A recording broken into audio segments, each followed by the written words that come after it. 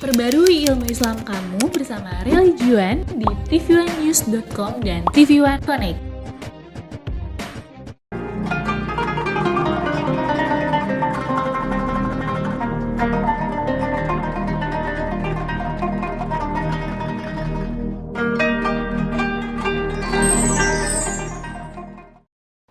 Assalamualaikum warahmatullahi wabarakatuh. Alhamdulillahi rabbil alamin. Allahumma salli ala sayyidina Muhammad wa ala alihi wa sahbihi ajma'in. Saudara-saudariku yang dimuliakan Allah Subhanahu wa taala, masih kita mengenal Syekh Ali Jabir rahimahullah di TV1 ini. Semoga ilmu beliau bermanfaat bagi kita semua. Insyaallah kita membahas tema negeri para nabi, khususnya Palestina, negeri tercinta yang di hati setiap orang muslim. Enggak mungkin kita melupakan Palestina, negeri yang dicintai oleh Allah Subhanahu wa taala dan diberkahi oleh Allah Subhanahu wa taala, qiblatul muslimin, qiblat muslimin, dan juga thalithul haramain syarifain, salah satu Masjidul Haram, yaitu Masjid Nabawi, Masjid Makkah, Haram Makki, dan juga Masjid Palestina, Masjidul Aqsa. Mari kita simak penjelasannya dari Syekh Ali Jabir. Semoga bermanfaat bagi kita semua. A'udzu billahi minasy syaithanir rajim. Wa qulna min ba'dihi li bani Israil askunul ard. فإذا جاء وعد الآخرة جئنا بكم لفيفا صدق الله العظيم. Bapak Ibu jamaah sekalian dimuliakan Allah Subhanahu wa taala. Sebenarnya salah satu yang membuat saya bergembira Suratul Isra. Suratul Isra mulai dari ayat 1 sampai ayat 7, 8, dan juga di ujung Suratul Isra mulai dari ayat 100, 101, 102 sampai terakhir 111. Saya mohon jamaah sekalian mempelajari, mendalami dua surah yang tertanam di dalamnya banyak berita gembira. Pertama Suratul Isra, yang kedua Suratul Saf. Suratul Saf, karena juga di Suratul Saf Allah menceritakan, A'udzu billahi minasy syaithanir rajim. يريدون ليطفئوا نور الله بأفواههم والله متم نوره ولو كره الكافرون هو الذي أرسل رسوله بالهدى ودين الحق ليظهره على الدين كله ولو كره المشركون. Allah Subhanahu wa taala memberikan jaminan seberapapun upaya mulut mereka, perjuangan mereka, kekuatan mereka untuk memadamkan cahaya Islam pasti akan gagal, dan Allah menyempurnakan cahaya Islam di muka bumi walaupun orang kafir membencinya. Jadi cerita di dalam Suratul Saf dan Suratul Isra, proses terwujud janji Allah memang keadaan yang terjadi di Palestina harus seperti itu. Karena Rasulullah sallallahu alaihi wasallam bersabda di hadis yang diriwayatkan Imam Ahmad dalam musnadnya, "La taqumus sa'ah hatta taqtatil al-yahud wal muslimun." Tidak akan terjadi hari kiamat sampai terjadi perang besar antara umat Islam dan Yahudi. Di mana tempat perang? Di situ, di Palestina. Bahkan sebagian ulama berkata Ardul Mahsyar Palestina, tempat nanti dibangkit oleh Allah seluruh manusia berkumpul di satu tempat untuk dihisab hari kiamat, itulah tanah suci Palestina. Disebut Ardul Mahsyar. Makanya Palestina memiliki keistimewaan yang sangat besar. Nabi Isa alaihi salam akan turun ketika juga datang Al-Imamul Mahdi bersama Nabi Isa ke Palestina, dan Nabi Isa justru mendorong Imam Mahdi untuk menimami umat Islam di saat itu.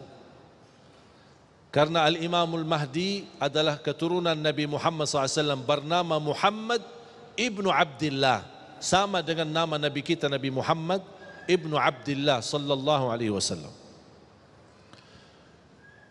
Berarti kalau akan terjadi perang besar, sampai kata Rasulullah SAW, hatta yakhtabi al-Yahudi, sampai orang Yahudi menyembunyikan dirinya, lari dari lapangan tamburan, takut menghadapi umat Islam, takut. Dia sembunyi di belakang pohon-pohon dan batu.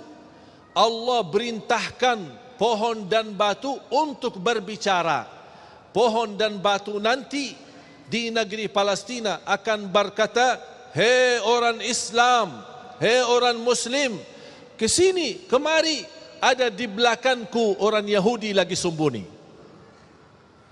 Kata Rasulullah SAW, kecuali satu pohon bernama Al-Gharqad.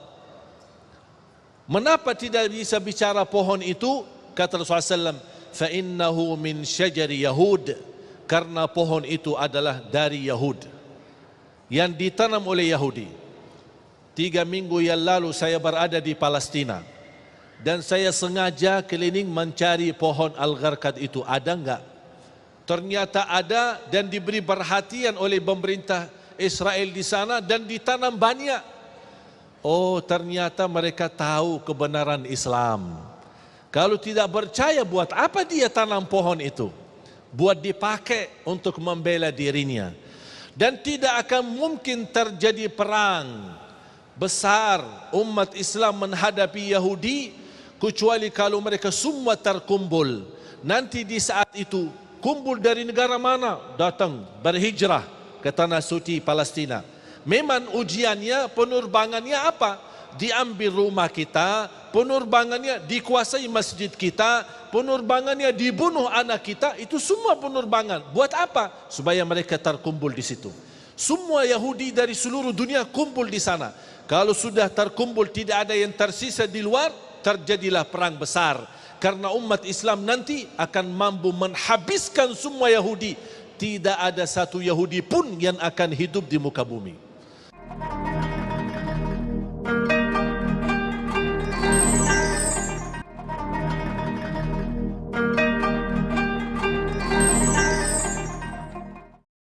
Berarti ujian jamaah sekalian yang kita ada di Palestina memang proses. Ujian yang ujung-ujungnya akan kembali kekuasaannya umat Islam. Allah punya hikmah. Allah tidak mungkin suka kezaliman. Allah tidak mungkin membiarkan pembunuhan dan tumpahan darah di mana-mana, apalagi tanah suci Palestina. Tapi Allah Subhanahu wa taala memiliki hikmah yang barangkali kita belum tahu. Tapi nanti di akhir zaman, dan itu tanda-tandanya sudah semakin dekat. Saya tidak bisa berkata 1 tahun atau 2 tahun. Tapi salah satu kemuliaan yang saya bisa merasakan kegembiraan dan kebahagiaan, khususnya masyarakat Indonesia sudah menilai positif dan menilai tanda yang sangat baik bagi rakyat Palestina. Rakyat Indonesia sudah bisa membanggakan dan mewakili umat Islam di seluruh dunia, membuat rakyat Palestina senang dan rakyat Palestina mau berjuang. Selama ini batah semangat karena tetangga lingkungan mereka, negeri Arab, tidak memberikan dukungan, apalagi pemerintah mereka. Tapi ternyata rakyat Indonesia mewakili umat Islam sedunia untuk memberikan perhatian dan perjuangan, membuat rakyat Palestina berterima kasih banyak kepada rakyat Indonesia. Dan ini menurut saya kemenangan yang sangat luar biasa yang kita dapatkan, yang tidak dirasakan oleh orang lain. Makanya kita harus bergembira, berbangga dan terus berjuang. Walaupun kita tidak berkesempatan bisa ke sana, tapi kita berjuang untuk mendoakan mereka, membantu mereka, upaya, daya, dana, segala kemampuan. Buat apa? Karena kita akan menjadi di hadapan Allah, berjuangan kita menjadi saksi baik untuk tanah suci Palestina. Tidak akan terlupa ketika saya ke sana, saya menyebutkan diri saya bukan dari Madinah, tapi saya sebut diri saya dari Indonesia. Langsung oleh orang masyarakat Palestina dan di Masjidil Aqsa, Masya Allah Indonesia, I like Indonesia, saya suka Indonesia.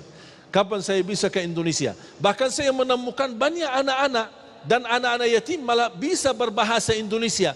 Saya tanya dari mana? Ini banyak orang Indonesia suka kemari. Saya bertanya sama dubes Indonesia yang berada di Jordan, Amman. Beliau berkata setiap tahun berkunjungan dari Indonesia ke Palestina 70,000. Saya bilang insya Allah ke depan jangankan 70,000, insya Allah 7 juta dari Indonesia akan berkunjung ke sana. Semakin kita sering ke sana ke tanah suci, itu yang akan membuat hati mereka bergetar dan ketakutan. Kita hanya bisa membela dan membantu mereka dengan kita silaturahim, kita doakan dan kita membantu. Semoga insya Allah ini amalan kita semua menjadi saksi baik di hadapan Allah Subhanahu wa taala. Pertanyaan untuk Syekh Ali. Apa yang membuat Israel ingin sekali menguasai Palestina? Sebenarnya mereka memiliki, menurut saya, harapan yang palsu. Tapi itulah kepercayaan mereka. Mereka meyakini ada sebuah haikal di dalam atau di bawah kalangan Masjidil Aqsa. Dan mereka ingin menguasai dan membongkarkan supaya bisa terangkat. Dari situlah mereka memiliki kepercayaan. Padahal di dalam sejarah kenyataannya tidak ada sebenarnya. Cuman mereka hanya meyakinkan seperti ini, bahkan meyakinkan mereka adalah pemilik asli tanah suci Palestina. Itu yang alasannya disebut dalam At-Taurah. Padahal sebenarnya kalau kita kembali kepada asli At-Taurah, bahkan Al-Injil dan Al-Quran, tidak ada satu pun bukti mereka memiliki tanah suci Palestina. Baik, Syekh Ali, bisa dijelaskan nasab daripada Imam Mahdi? Yang sudah diceritakan oleh Rasulullah SAW. Ismuhu ka ismi wa ismu abihi ka ismu abi. Muhammad ibnu Abdullah. Berarti wahuwa min ahli baiti. Kata Rasulullah SAW, dia termasuk dari kalangan keluargaku, keturunanku. Bahkan Rasulullah SAW menyebutkan namanya sama dengan namaku Muhammad. Dan nama bapaknya sama dengan nama ayahku Abdullah. Berarti namanya Muhammad ibnu Abdullah dan keturunannya kembali kepada turunan keluarga Nabi Muhammad sallallahu alaihi wasallam. Itulah nasabnya yang sebagaimana dijelaskan. Untuk sedikit saya tambahkan masalah syahid yang disampaikan oleh Ustaz Abi Amir. Kita tidak bisa berkata si fulan tunjukkan dia syahid. Nah, Ustaz Agung syahid. Itu tidak bisa kita mengambil keputusan menunjukkan satu orang secara khusus dia sebagai syahid. Tapi yang mati di jalan Allah, yang membela agama, bahkan yang membela rumahnya, membela hartanya, membela keluarganya, kemudian dibunuh, dihukum Islam, hukumnya mati syahid dan akan mendapatkan nilai sebagaimana nilai orang syahid. Sebagaimana kata Abi Amir, walaupun dia tidur di atas kasurnya. Makanya man lam yuhaddits nafsahu bil jihad mata mitatan jahiliyah. Barang siapa yang tidak berbicara diri ada keinginan untuk berjihad fi sabilillah, dia akan mati dalam keadaan jahiliyah. Makanya walaupun kita tidak punya kemampuan untuk berjihad, membela dan membantu mereka di sana, tapi di dalam jiwa dan hati kita ada keinginan. Kalau ada kesempatan saya mau. Saya jujur saja pas saya pulang ke Indonesia habis dari Palestina, baru keluar pengumuman ini, saya jujur menyesal. Ya Allah, kalau jubah saya masih ada di sana, bisa mati syahid ini. Masya Allah. Ya, kayaknya cuma Allah memilih saya masih ada terus dakwah dulu, nanti Iya, syahidnya saya. belakangan. Jangan dulu ini. saya, bagi-bagi ilmu kepada kita saya.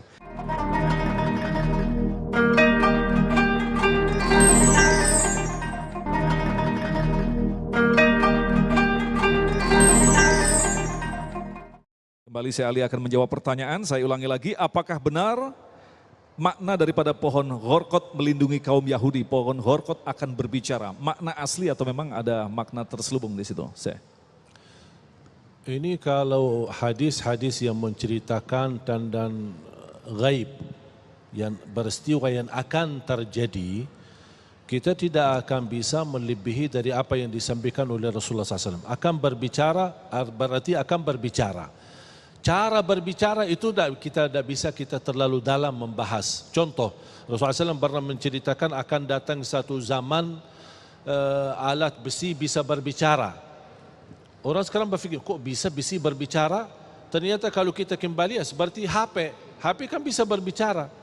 Sesuatu yang mendekatkan yang jauh. Apa sesuatu alat yang mendekatkan sesuatu yang jauh? Ya pesawat. Yang jaraknya dulu berjalanan jauh, sekarang naik pesawat menjadi dekat. Berarti, tapi Rasulullah SAW tidak pernah sebut kata pesawat. Berarti ketika Rasul menceritakan termasuk pohon dan batu, akhir zaman akan berbicara, menunjukkan dan mengingatkan orang Muslim, kesinilah ada orang Yahudi di belakangku, suruh bunuh dia. Ini kita percaya akan terjadi, tapi tidak perlu kita lebih detail lagi. Maksudnya berbicara seperti apa? Ya saya belum tahu. Nanti pas kita sudah di sana, nanti saya akan ceritakan bagaimana. Gitu. Jadi tidak perlu beli pohon Ghorqot terus diajak bicara gitu, nggak perlu ya saya? Ya, misal contoh, ada orang bertanya, kalau wanita salat di belakang imam, posisi wanita dia sendirian dan imam pun sendirian. Kalau posisi di belakang, posisi wanita di mana? Saya jawab posisi wanita berdiri di belakang imam, kan? Ya. Jawab enggak? Jelaskan? Dia tanya lagi, maksudnya di belakang di mana? Saya dah tahu di belakang di mana. Ya terserahmu. Baik, terima kasih. Insyaallah. Syekh Ali, Mekah, Madinah adalah tempat yang aman. Lantas mengapa rahasia Allah menciptakan Palestina yang hingga sampai saat ini terjadi peperangan? Menurut saya, Palestina ini salah satu kunci kesatuan umat. Kalau negeri Palestina aman, berarti tidak ada apa-apa umat Islam. Umat Islam bisa bersatu, bisa terbangkit, bisa protes, bahkan bisa menunjukkan rasa peduli kalau salah satu tempat tanah suci terganggu atau dikuasai atau diculik atau apa saja, termasuk dijajah saat ini. Baru umat Islam pasti akan menunjukkan rasa yang sangat luar biasa. Yang kedua, Makkah dan Madinah khusus, lebih khusus selain berkah, selain anugerah nikmat, para nabi termasuk Nabi Ibrahim alaihissalam, termasuk Nabi Muhammad sallallahu alaihi wasallam sudah mendoakan keberkahan yang didapat oleh Palestina. Ya Allah, berkahi Makkah dan Madinah 2 kali lipat, dan juga memberikan nikmat aman. Semua manusia berkunjung ke Makkah dan Madinah, khususnya kota Makkah. Ini berkat doa Nabi Ibrahim dan doa Nabi Muhammad sallallahu alaihi wasallam. Makanya berkat doa mereka itu salah satu sebab yang menjadikan tanah suci aman. Dan nampaknya kalau tanah suci Makkah dan Madinah ada kesempatan bagi musuh Islam sampai dijajah atau dijadikan seperti yang terjadi di Palestina, kayaknya sudah kiamat. Nampaknya Allah Subhanahu wa taala memiliki rahasia di negeri Palestina, memang tempatnya para nabi, bahkan tempatnya yang akan dipersiapkan untuk menjadi ardul mahsyar, tempatnya hisab di hari kiamat. Makanya proses ujian itu tidak ada habisnya. Sampai benar-benar melalui ujian yang kita fahami, simbol daripada ujian adalah Allah sucikan tempat itu kembali terangkat menjadi mulia sampai hari kiamat. Saudara yang dimuliakan Allah Subhanahu wa taala, negeri Palestina itu negeri muslimin, milik setiap orang muslim yang di masa ini masih dijajah orang Yahudi.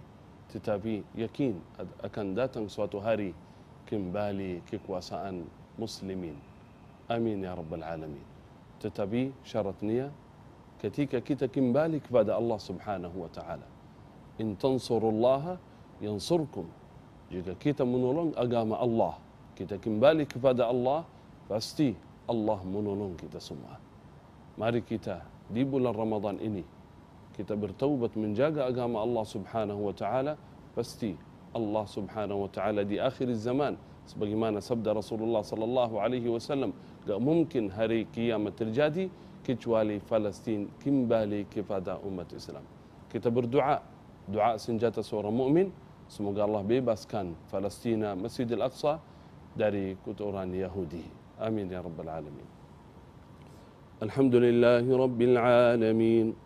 اللهم صل على سيدنا محمد وعلى آله وصحبه أجمعين. اللهم أعز الإسلام والمسلمين. اللهم أعز الإسلام والمسلمين. اللهم انصر إخواننا المسلمين في فلسطين. اللهم حرر المسجد الأقصى من دنس اليهود. اللهم حرر المسجد الأقصى من دنس اليهود. اللهم أعد المسجد الأقصى إلى حوزة الإسلام والمسلمين، وارزقنا صلاة فيه قبل الممات، إنك على كل شيء قدير. وصل اللهم وبارك على سيدنا ونبينا محمد وعلى آله وصحبه أجمعين، والحمد لله رب العالمين.